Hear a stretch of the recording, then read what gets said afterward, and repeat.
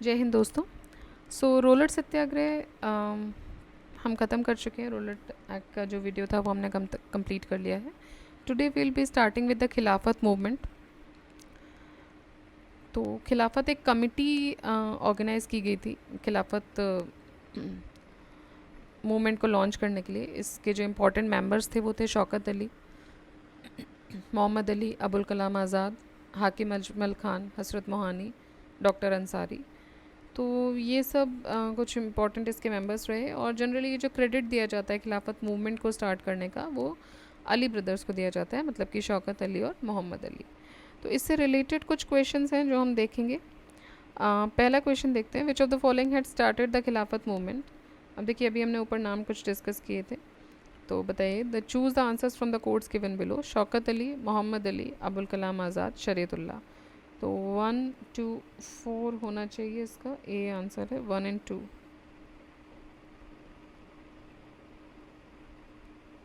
Okay okay. जैसे कि हमने अभी इसमें लास्ट देखा था कि अली ब्रदर्स को जनरली क्रेडिट दिया जाता है, तो इन्होंने अबुल कलाम आज़ाद को इसमें नहीं माना है इस आंसर में, although he was a member, may be he might have join later. So Shaukat Ali and Maulana Ali, ये अली ब्रदर्स जो हैं, ये इसका आंसर है।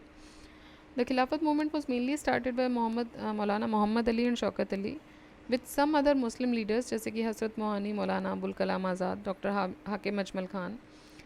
Joint hands and created in all India खिलाफत कमेटी एट लखनऊ। तो कहाँ बनाई गई थी? लखनऊ में बनाई गई। हाजी शरीयतुल्लाह एक एमिनेंट इस्लामिक रिफॉर्मर रहे हैं इंडियन सब कॉन्टिनेंट के, ब्रिटिश इंडिया में।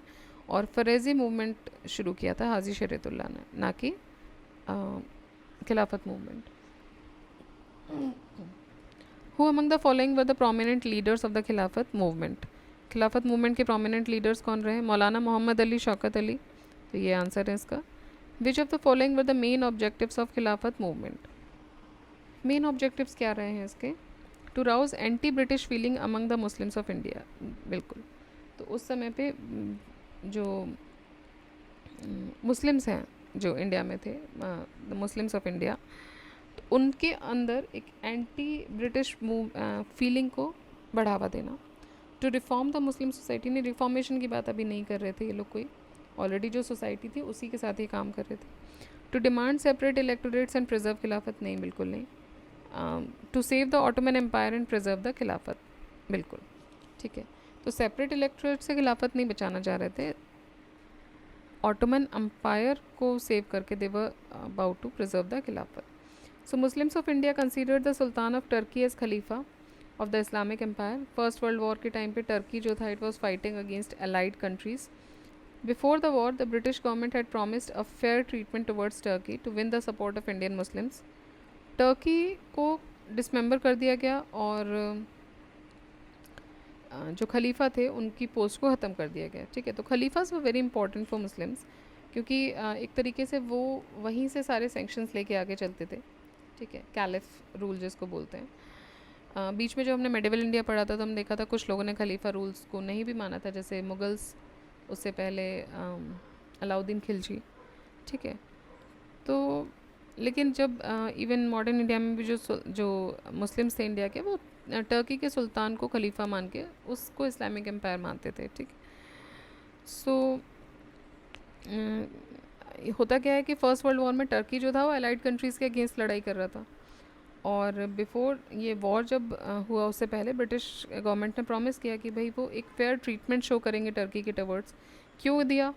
इसलिए दिया क्योंकि इंडिया में मुस्लिम्स की पॉपुलेशन थी और अच्छी खासी थी, और उनका सपोर्ट इनको जीतना था। तो वो सपोर्ट जीतने के लिए ब्रिटिशर्स ने क्या बोला कि नहीं, we will be showing a fair treatment.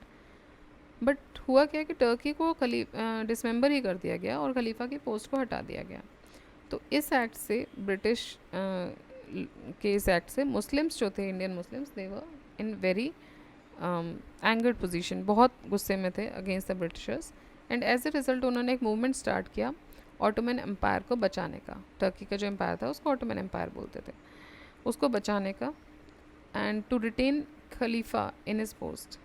खिलाफत movement started to protest against the partition of Turkey, ठीक है, and acquired an aggressive approach with the joining of Gandhi ji in the movement. तो गांधी जी ने भी इस मूवमेंट को ज्वाइन किया था और वहाँ से एक एग्रेसिव अप्रोच भी उसमें आया. Who was elected as the president of all India Khilafat conference in 1919? तो महात्मा गांधी को प्रेसिडेंट बनाया गया. Indian Muslims were incensed when they discovered that their loyalty has been ruined during the world war. देखिए, Indian Muslims जो थे मतलब वो loyalty show कर रहे थे काफ़ी लंबे समय से, बिकॉज उनको लगता था कि नहीं, शायद इससे ही हमारे अंदर एजुकेशनली हम एम्पावर हो पाएँ, रिफॉर्म्स आ पाएँ. लेकिन इस एक्ट के बाद जो मुस्लिम्स थे वो देवर इन वेरी ऑ फीलिंग. ठीक है, उनको बहुत ही एक एंगर उनके अंदर आया कि भाई हम आपकी तरफ लॉयल्टी शो करे जा रहे हैं, आपने भी हमें कुछ चीज़ें प्रॉमिस की, but you are not showing that, keeping that promise. So and assurance of generous treatment to Turkey after the war, जो कि प्रॉमिस दिया था. मुस्लिम्स लाइक अली ब्रदर्स, हजरत मोहानी, शौकत अली, मौलाना अबुल कलाम आज़ाद, मोहम्मद अली, इन्होंने खिलाफत पार्टी ऑर्गेनाइज़ की. गांधी जी ने डिसाइड किया कि वो अपना सपोर्ट देंगे खिलाफत मूवमेंट को, क्योंकि ये एक तरीके से गांधी जी को एक अपॉर्चुनिटी भी दिख रही थी. अभी तक क्या था कि बंगाल डिवीज़न से पहले मुस्लिम्स और हिंदूज़ में उतने फैक्शंस नहीं थे. थोड़े बहुत हो सकते हैं इनिशियल लेवल पे, रीजनल लेवल पे, बट कोई ऐसे बड़े फैक्शंस नहीं थे. कुछ भी काम हो रहा था दे वर डूइंग इट टुगेदर. फिर धीरे धीरे मुस्लिम्स में और हिंदुओं में फैक्शन डालना शुरू किया ब्रिटिश गवर्नमेंट ने. फिर 1909 एक ब्लो था जहाँ पे उनको सेपरेट इलेक्टोरेट दिया गया. मुस्लिम लीग 1906 में बनी, वो भी एक ब्लो था. ठीक है, तो एक डिवीज़न आना शुरू हो गया था. अब वो डिवीज़न जो था वो actually for the sake of Indian society भी वो अच्छा नहीं था.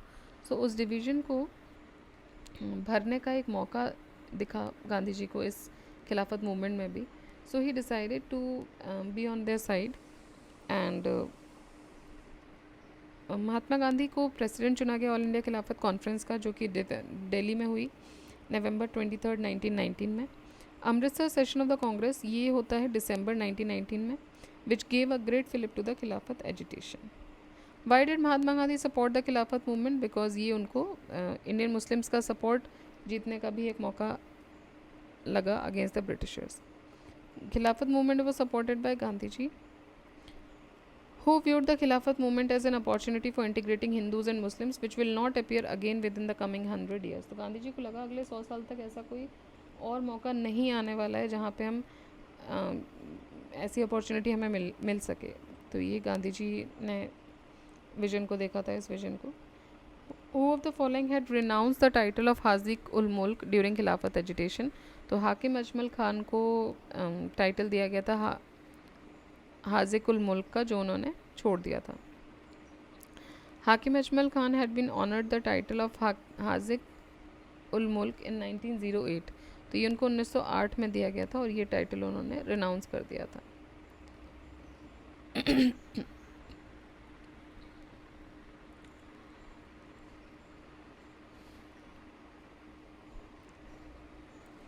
Who warned Gandhiji not to encourage fanaticism of Muslims, religious leaders and their followers? तो गांधी जी को किसने वार्न किया था कि भाई जो मुस्लिम रिलीजियस लीडर्स और उनके फॉलोअर्स हैं उनके फैंटेसिज्म को एनकरेज मत करिए? तो ये बोला था मोहम्मद अली जिन्ना ने. Gandhi ji link the issue of swaraj with Khilafat issue to bring Hindus and Muslims together in the one movement. Mohammad Ali Jinnah ने इसको अपोज किया. जिन्ना ने क्रिटिसाइज़ किया गांधी के सपोर्ट को of the Khilafat movement, which he saw as an endorsement of religious zealotry. तो उनको लगा कि ये एक तरीके का रिलीजियस ज़िलेट्री शो हो रही है. According to K M Munshi, Jinnah want Gandhi not to encourage the fanaticism of Muslim religious leaders in the Khilafat movement. Who among the following had denounced the participation of Mahatma Gandhi in the Khilafat movement? He was Muhammad Ali Jinnah. Which of the following was the result of Khilafat movement? Hindu Muslim differences अभी थोड़े से कम हुए थे. Gandhi described Khilafat movement as the golden opportunity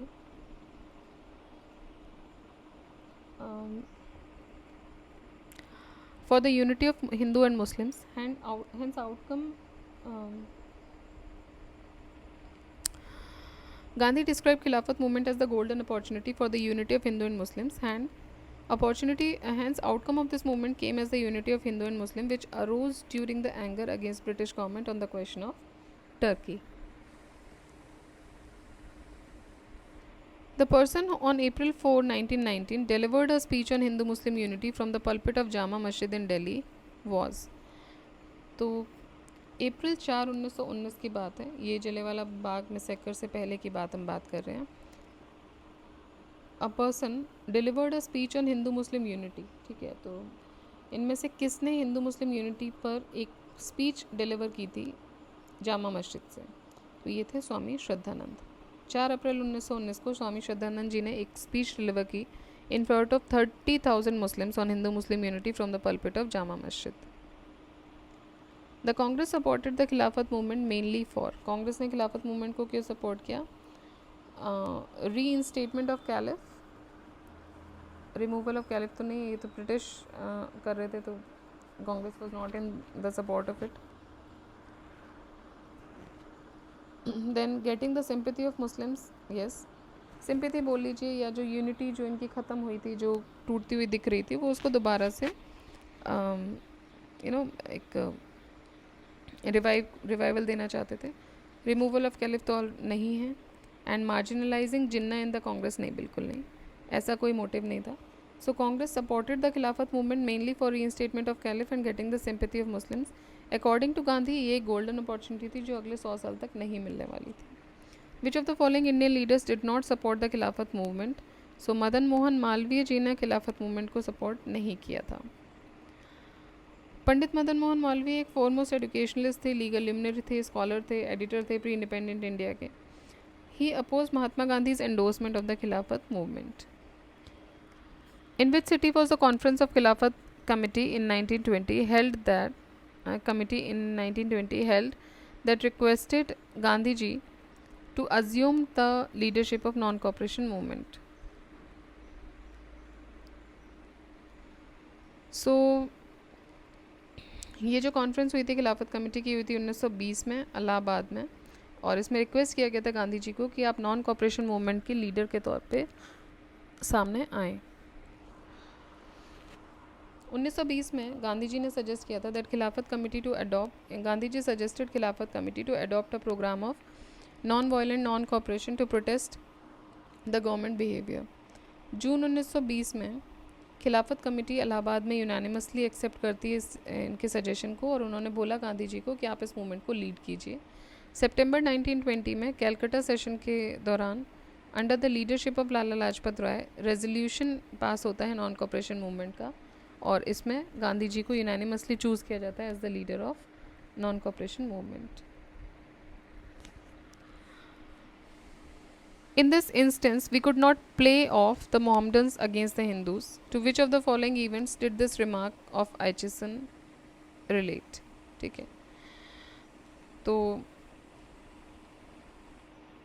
Acheson ने एक remark दिया था that in this instance we could not play off the Mohammedan against the Hindus. तो बहुत खेल लिया है अभी फ़िलहाल, and for now we can not play this Mohammedan card against Hindus. ये कब बोला गया था? तो ये बोला गया था Khilafat and non cooperation movement के पीरियड में.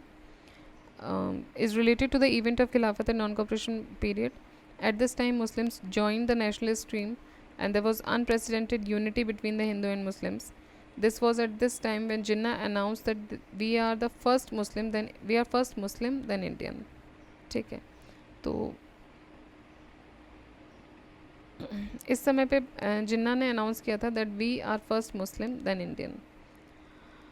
Moplah rebellion in 1921 it was an offshoot of. तो मोपला रिबेलियन जो था वो किसका ऑफशूट था? खिलाफत मूवमेंट का.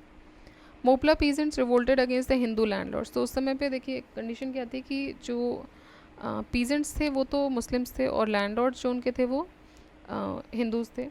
सो मोपलास बिलीव कि जो लैंडलॉर्ड्स हैं they are playing off the oppressive policies, जो कि ब्रिटिशर्स के साथ मिलकर ऐसा कर रहे हैं. So Hindu landlords redistributed their land, and Moplahs who had been suffering tempted to in revolt and pitched a battle between the British regiment and the Moplahs, जिसमें कि बहुत सारी यूरोपियंस की हत्या भी हुई. On the other hand the Khilafat movement also turned more aggressive, and the situation had become very confusing, and it was very difficult to make difference between the meetings of Khilafat movement and the meeting of by Mopla peasants. तो जो Moplah both the movements were merged together. दोनों ही movements जो थे वो साथ में मर्ज कर दिए गए थे, ठीक. So this was about Moplah rebellion. So these were the questions which were dealt in Khilafat movement. And as I said earlier also कि जो छोटे चैप्टर्स होंगे भले ही वो छोटे हैं बट हम उनको सेपरेटली डील करेंगे बिकॉज हमने यही फॉलो किया है अभी इस सीरीज़ में एटलीस्ट. तो छोटे रहेंगे बट कोई नहीं, आपके रिवीजन के लिए वो आसान होंगे, जल्दी रिवाइज आप कर पाओगे. And so keep revising, keep studying. आप फैक्ट्स बढ़ते ही जा रहे हैं, अभी और बढ़ेंगे, और सब्जेक्ट्स आएंगे तो और बढ़ेंगे. तो प्लीज़ आप इनको, रिवीजन इज़ द की. आप जितना रिवाइज़ करेंगे, जितना मगअप नहीं करना है चीज़ों को, जस्ट रिलेट कीजिए, क्रोनोलॉजी बनाइए उसके, और कुछ नहीं करना है. सिंपली अब कोई क्वेश्चन पूछ रहा है कि भाई ये पहले हुआ या ये बाद में हुआ, आपके दिमाग में होना चाहिए भाई roller Satyagraha happened before this. तो भाई जब लड़ाई ही जलियांवाला बाग की एक्ट के अगेंस्ट हुई थी, उसी एक्ट में सैफुद्दीन जी और सत्यपाल जी को गिरफ्तार किया गया था, तो बाद में कैसे हो सकता है. अगर इतना सा हमने उस टाइम दिमाग लगा लिया, एग्ज़ाम में बहुत ही बेसिक क्वेश्चन आता है देखिए कभी कभी, और हम वो बेसिक क्वेश्चन ज़्यादा दिमाग लगा के गलत कराते हैं, तो वो नहीं करना है, ठीक है. तो कोशिश कीजिए जहाँ पर ज़रूरत है वहाँ तो लगाना ही, बट ये क्वेश्चंस बहुत इजीली डील हो जाते हैं. कभी कभी सिर्फ हमारा प्रेजेंस ऑफ माइंड नहीं होता है, इस वजह से हम इन बहुत ही हल्के क्वेश्चंस को गलत करके आते हैं. तो ये नहीं करना है, बिकॉज ये हल्के क्वेश्चंस ही सामने वाले को आपसे ज़्यादा मार्क्स दिलवा देंगे. बिकॉज जो टफ़ क्वेश्चन है वो सबके लिए टफ़ है, वो सिर्फ आपके लिए नहीं है. बट जो ईजी क्वेश्चन है वो सबके लिए ईजी ज़रूर है, लेकिन उस ईजी पे होल्ड बना के रखना आपकी जिम्मेदारी है. तो वहाँ पे अगर आप मात खा रहे हैं तो आप ऐसे करके 2-2 नंबर से आप मात खा जाएंगे. तो ये नहीं करना है. जो इजी क्वेश्चन हैं उन पे होल्ड बना के रखिए, प्रैक्टिस कीजिए ज़्यादा से ज़्यादा. आप कोई टेस्ट सीरीज़ मार्केट से लीजिए. जो हम PYQs यहाँ पे डिस्कस कर रहे हैं वो तो करना ही है जैसे आपको करना है, बट उसके अलावा आपको मार्केट से कुछ क्वेश्चंस भी लीजिए. अगर आपने कोई टेस्ट सीरीज़ ज्वाइन कर रखी है ऑलरेडी, वेल एंड गुड, बहुत अच्छी बात है. तो वो सारा आप करते जाइए एंड इवेंचुअली धीरे धीरे आपको